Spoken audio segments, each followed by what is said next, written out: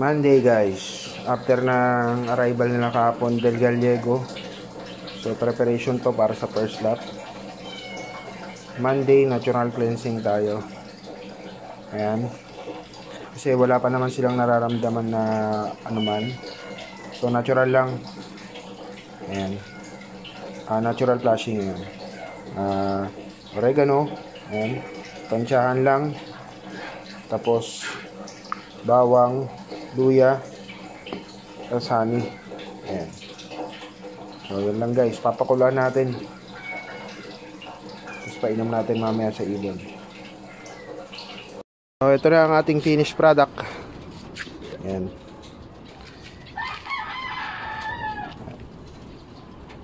Oregano, bawang, luya, honey, tapos pinigaan ko ng kalamansi.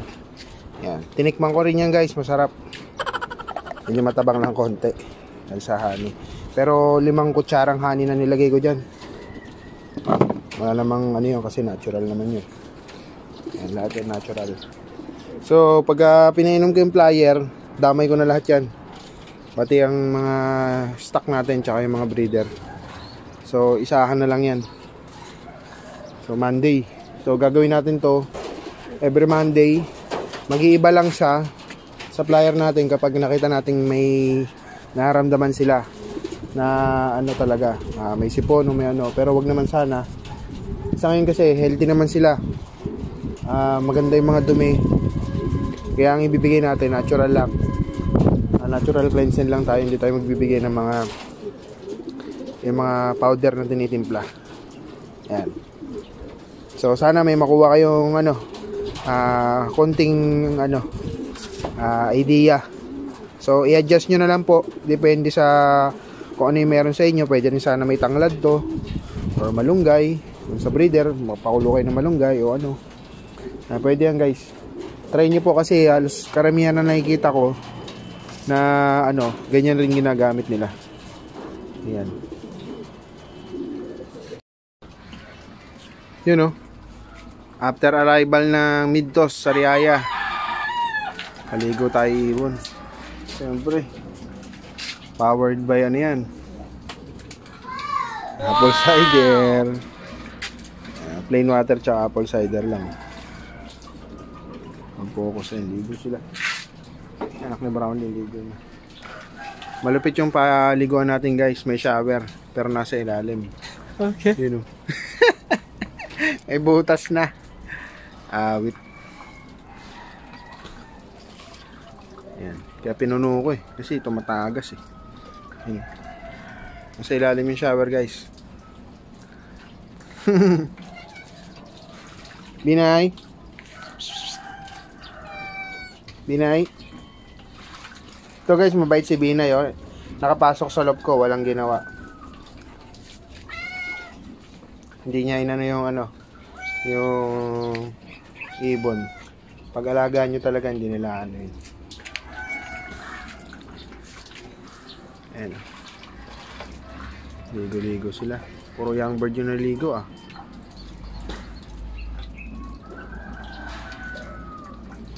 Preparation para sa nalalapit na first lap namin guys.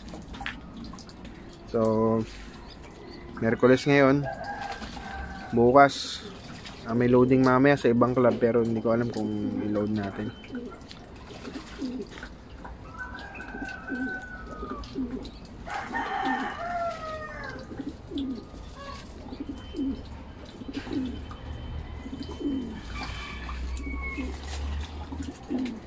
Ligo-ligo. Kulimlim eh. Walang araw.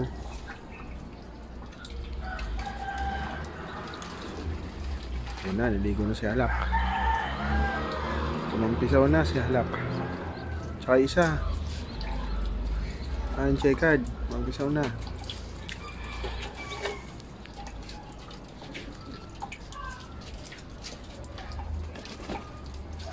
Yan na natin yung mga inakay. So guys, so Thursday ngayon, bukas loading. So kasama pa rin to sa 1 week na ano natin, preparation para sa first lap. Yan. So yung linggo nga bitaw tayo ng nung Martes training sila ng Sariaya.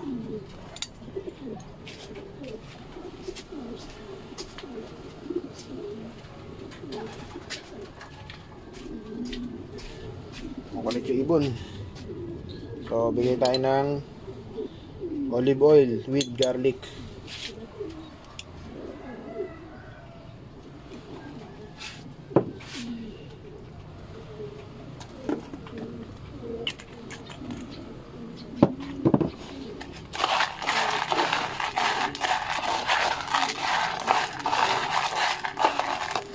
Bango na guys, bango.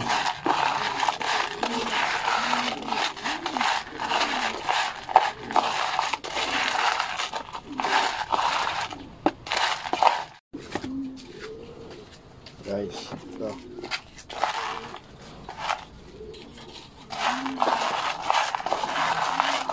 Tapos meron tayo ditong powder. Ito yung tawag ko dyan, B6 powder.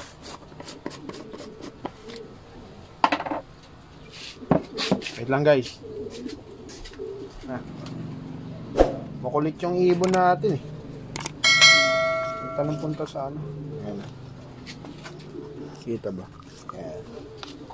So isang kutsara.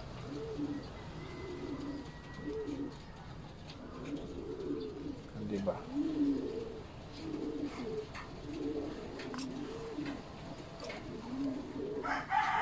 Sarili kong ano to guys, mix ng mga vitamins. Mas makakamura kasi, tapos marami na ako nagawa. Kasama na breeder, may ganito rin sa breeder. So ipapatokan natin ngayon, Webes. Bukas plain na. Nakakatulong din to syempre. Para ibon natin pag lumipad ng malayo.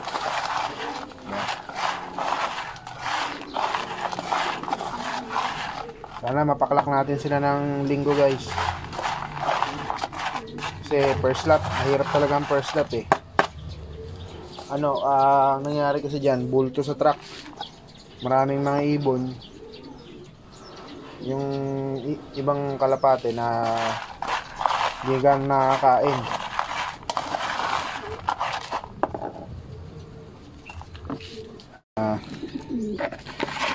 Ito kainin natin. Dalawa muna. Guys, tingin nyo to. Kala ko nung may paramixo. Tabingi siya. Tabingi yung niya. Ayan. Pero masigla. Feeling ko sumakit, nagka-problema yung leeg niya nung ayan. Nung nagpurga ako kasi panay suka siya. Ayan. Kapatid pa naman ni Brownlee to. Inisip ko baka mahirapan sa truck pagkakain, pero nung Del Gallego hindi naman daw maganda. Ayan guys, medyo tabingi yung leg niya. Ayan.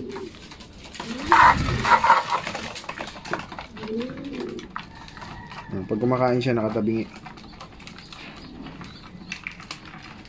Sana mapaklak natin siya, pati syempre yung mga kasama niya.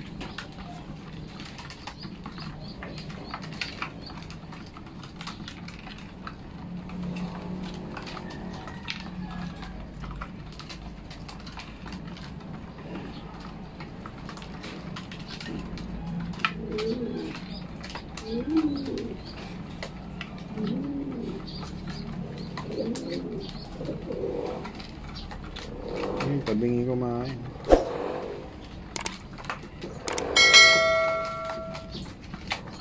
Sana ma-complete clacking sila sa Sunday. 5.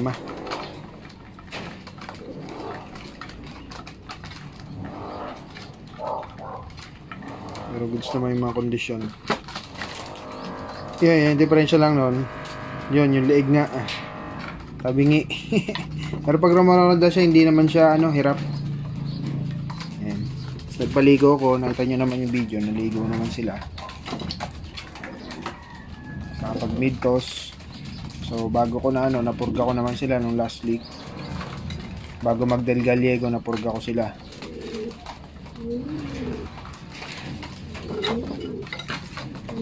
Sayang nga lang si Bunso na iniwan tayo ng maaga, namatay. Nalason siguro sa palayan. So mahirap talaga pagka ganun.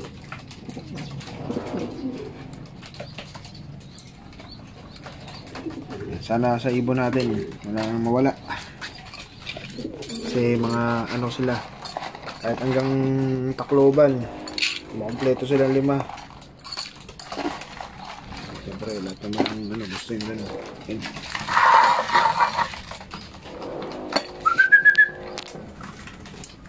Yun guys, pag kumain siya tatabingi, ayan. Pero iba normal, dire-diretso. Kaya siya, tingnan nyo, nahihirapan siyang kainin yung mga ano eh, patuka eh.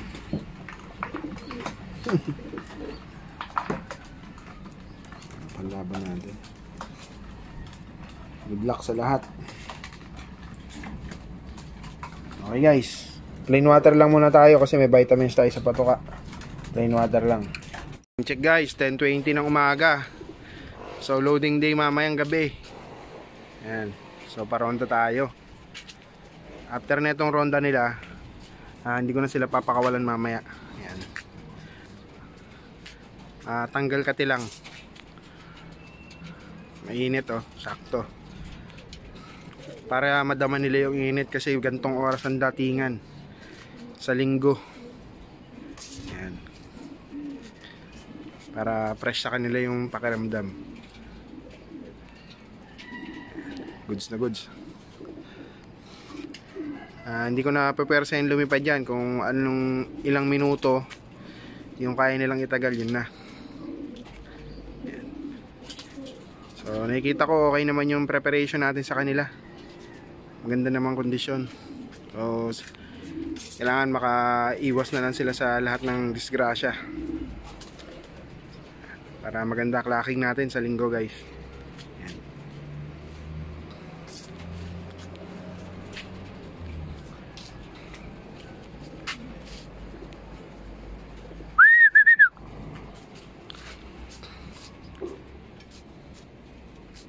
Init.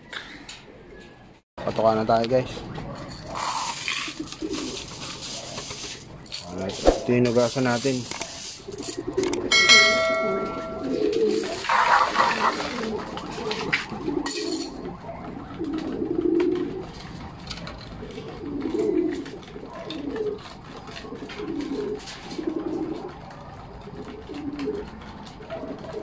Okay na guys, good luck.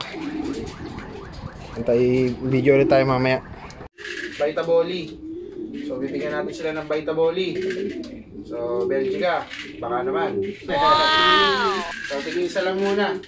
So kapag ano na, papalayo na mga 4th lap hanggang last o kaya 5th, gagawin natin 2. Isa sa umaga, isa sa hapon. So isa sa battery loading.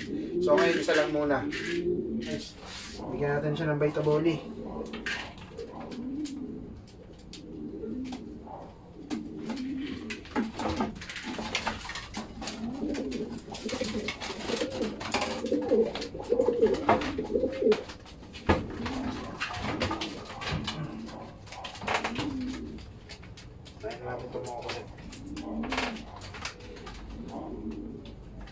Ito bombo to.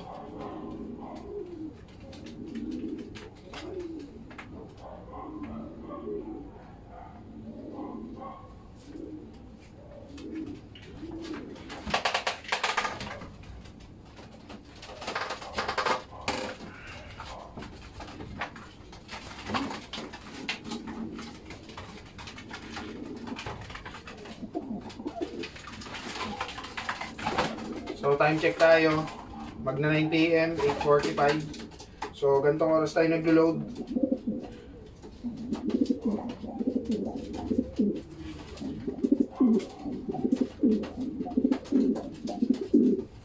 Kasi ang dahilan ko kaya hindi maaga, para kapag nakakapag-relax pa sila dito sa loft. Kesa yung maaga natin kasi may stress agad sa trap. Kung minsan meron mga kasama silang matatapang, yun, kaya yun yung iniwasan natin. At least nandito sa loob, nakaka-relax pa sila. Kaya kahit ano, medyo late tayong nagbabasket. Ito yung isang inaano ko guys. Medyo tabingi siya, ayan. Tabingi. May diferensya leg niya, pero hindi naman siya para mixo.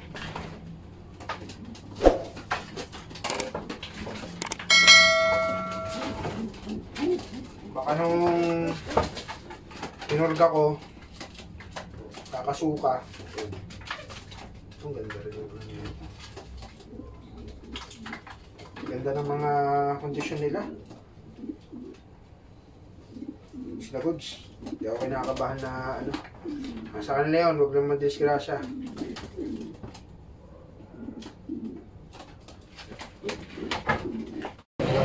Okay, good luck. Sobrang haba ng pila ngayon sa MM. Good luck po sa lahat. Maraming salamat sa panonood. Peace.